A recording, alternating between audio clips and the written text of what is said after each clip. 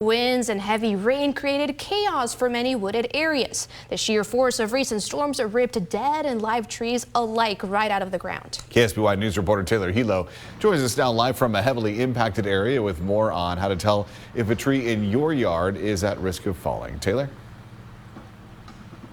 Good evening, Richard, Claudia. I am at a spot where last week several trees tumbled to the ground, impacting property and damaging homes. Crews have been out here the last few days trying to get ahead of future storms by removing at-risk trees. I caught up with a local tree service company to find out how to identify if your tree is at risk.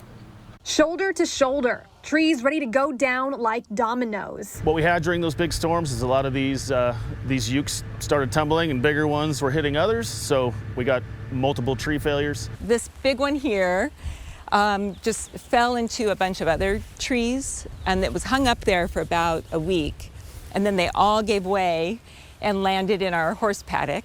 Storm after storm, beaten by wind and rain, trees have continued to give out, uprooted all across the Central Coast. Each windstorm, we just sort of keep our fingers crossed and everything crossed, but now it's really frightening because the wind has been blowing different directions. So these trees blew this way, those trees over there all blew that way, that tree blew that way, and then another tree over here blew that way. I mean, it's just random. The erratic tree failure is hard to predict, but experts say there are ways to identify high-risk spots. First, we would usually start at the ground. We do it very systematic. So we look at this root collar to see if it's exposed, see if we notice any mushrooms or fruiting bodies, which would be a sign of decay. So we want to make sure if we see any of that. Here we got some missing bark and some decay here. So this would be a telltale sign that, hey, this tree's not looking good.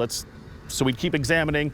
As you look all the way up on this tree, I mean, it's totally dead. So when a tree is totally dead or dead portions, you will get bark that begins to fall off.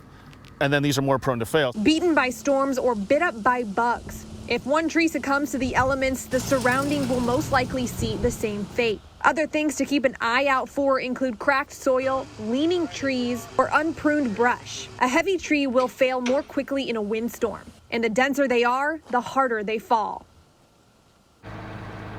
I want to give you a little bit of an idea of how many trees in this area were impacted.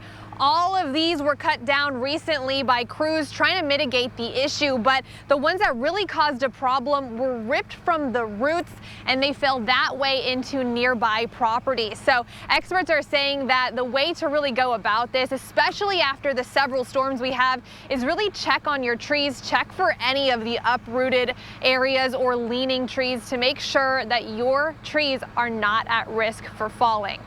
Live in Los Osos, Taylor Hilo, KSBY News. Those trees are huge. Thank you, Taylor.